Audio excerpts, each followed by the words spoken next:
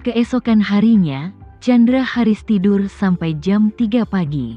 Meskipun Rika tidak minum, akhir-akhir ini dia terobsesi dengan menonton siaran langsung dan video pendek di ponselnya. Jadi dia baru bangun dari tempat tidur setelah jam 10. Awalnya, Tama berencana pergi ke villa lereng gunung di Villa Elsa hari ini untuk terus membantu Nanako dan meningkatkan penguasaan energi spiritualnya. Namun, karena Alena tiba sore ini, dia berencana untuk tidak pergi kemanapun pada siang hari. Tinggal menunggu waktu di rumah untuk menjemputnya dari bandara. Rika mengantuk, mengucek mata dan memegang ponselnya. Dia berjalan keluar dari lift. Melihat Tama membersihkan ruang tamu, dia bertanya kepadanya dengan rasa ingin tahu, "Menantuku yang baik, kenapa kamu tidak keluar hari ini? Biasanya pada jam-jam seperti ini bukankah kau akan keluar untuk membicarakan bisnis dengan klien?" Setelah mengatakan itu, dia bertanya dengan gugup dan khawatir, "Menantu laki-lakiku sayang, apa sulit melakukan bisnis Feng Shui akhir-akhir ini? Apa hal ini akan mempengaruhi kehidupan normal keluarga kita?" Tama berkata sambil tersenyum, "Bu, kamu terlalu memikirkannya. Bukannya bisnisnya tidak bagus, tapi aku menolak semua pekerjaan hari ini." "Ya Tuhan," Rika berkata dengan sedikit kesakitan. "Menantu laki-lakiku sayang, tidak bisakah kamu menjaga akunnya? Kau tinggal menemui pelanggan dan memesan, yang biayanya puluhan bahkan jutaan. Tapi kau tidak menghasilkan banyak uang dan hanya membersihkan rumah. Bukankah ini kerugian besar? Kau sebaiknya keluar dan menghasilkan banyak uang, dan berikan ibumu 1%-nya. Aku akan membantumu membersihkan rumah dan memastikan rumah itu bersih." Tama tersenyum tak berdaya dan berkata, "Bu, alasan kenapa aku tidak keluar hari ini adalah karena Alena akan kembali sore hari. Aku akan membersihkan rumah dan menjemputnya di bandara ketika waktunya hampir habis.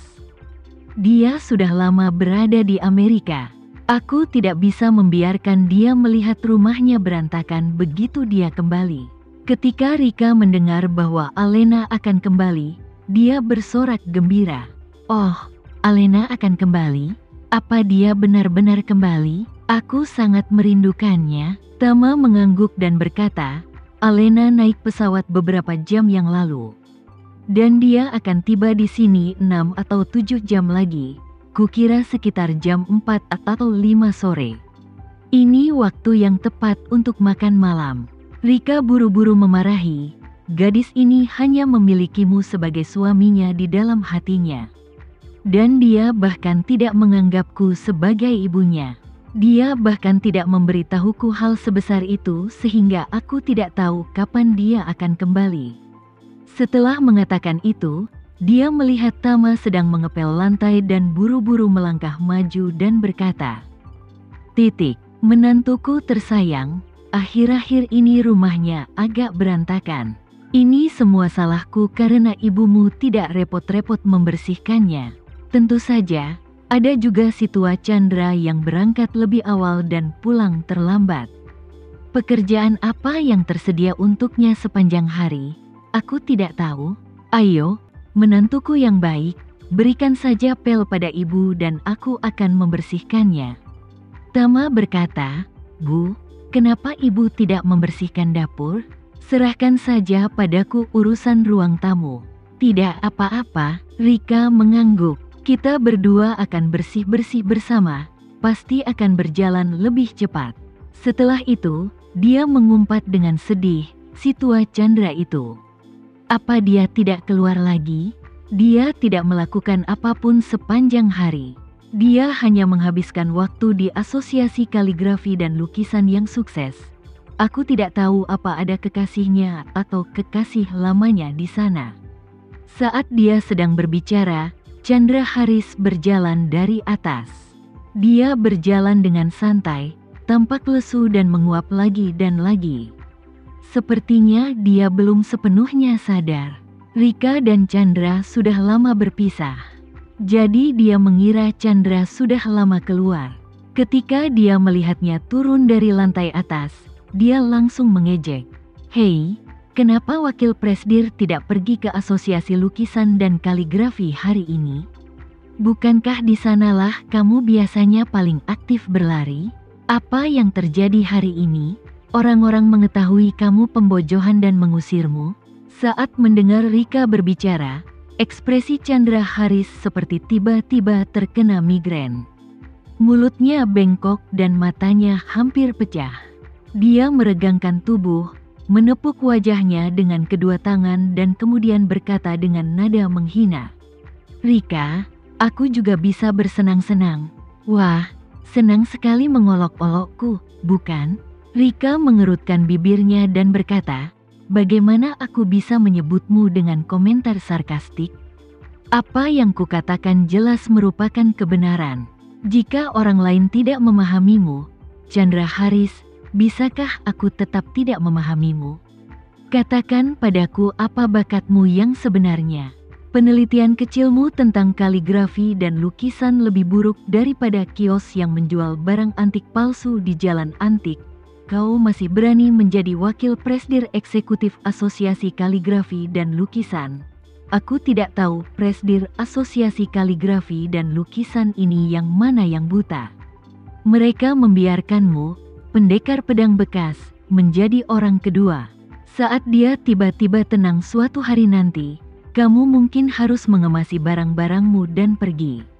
Chandra Haris berkata dengan bangga, Rika, angan-anganmu mungkin akan sia-sia. Presdir kami Paul sedang mencari promosi baru-baru ini. Begitu dia dipromosikan, posisi presdir Asosiasi Seni Lukis dan Kaligrafi akan menjadi milikku. Pada saat itu, orang kedua ini tidak lagi menjadi orang kedua. Tapi jadilah orang pertama yang memegang komando. Kenapa kamu harus repot-repot? Ketika Rika mendengar bahwa Chandra Haris mempunyai peluang untuk dipromosikan, dia segera memarahi dengan marah. "Chandra, apa kamu layak menjadi presdir Asosiasi Lukisan dan Kaligrafi? Lihat saja dirimu sendiri untuk melihat apa kamu layak." Chandra Haris mengambil gelas air dan mengambil segelas air untuk dirinya sendiri.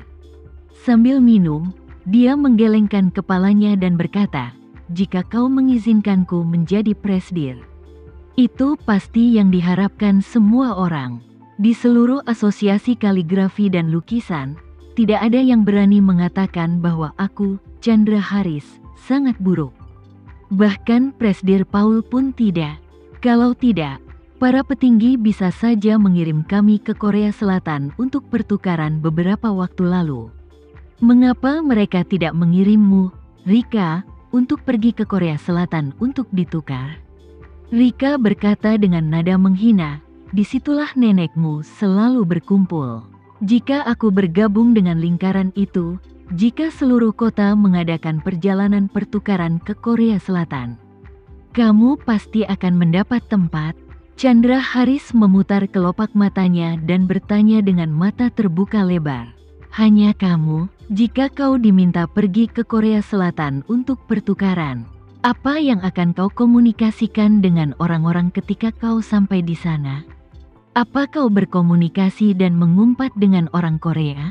Kamu juga tidak mengerti bahasanya. Pikirkan sendiri, keuntungan apa yang kau dapatkan jika datang ke Korea untuk berkomunikasi dan memarahi? Selain bisa mengucapkan, aksiba, apalagi yang bisa kamu ucapkan?" Rika memarahi, "Aku juga bisa mengucapkan baga yalu." Chandra Haris berkata, "Halah, itu bahasa Jepang, konyol." Rika sangat marah, mengambil sapu dari tangan Tama, dan melemparkannya ke arah Chandra Haris. Chandra Haris nyaris mengelak dan mengumpat sambil berjalan keluar. "Wanita gila, aku mau minum teh." Rika memarahi, "Chandra, kembali ke sini." Chandra Haris mengerutkan bibirnya, "Aku tidak akan mendengarkanmu, aku akan mengucapkan selamat tinggal padamu." Rika mengertakkan gigi dan berkata, "Putriku akan kembali pada sore hari, dan kamu masih melarikan diri. Apa masalahnya? Kamu ingin meninggalkan rumah ini untuk hidup sendiri? Chandra Haris terkejut dan bertanya dengan heran. Putriku akan kembali pada sore hari, benarkah? Rika berkata, tentu saja itu benar. Tidakkah kamu memperhatikan bahwa menantu laki-lakimu tidak keluar hari ini? Chandra Haris mengangguk dan bertanya pada Tama, menantuku yang baik, kapan Alena akan tiba? Tama berkata, sekarang jam 4.30 atau 5. Kelihatannya seperti itu. Chandra Haris berkata, ini masih pagi, tidak apa-apa. Aku akan pergi ke pertemuannya dulu. Aku akan kembali lebih awal untuk menjemputmu sore hari dan ayo pergi ke bandara bersama.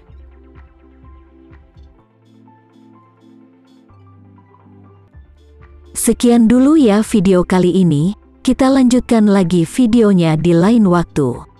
Oh iya, bagaimana menurut kalian? Semoga bisa sedikit menghibur kalian semua.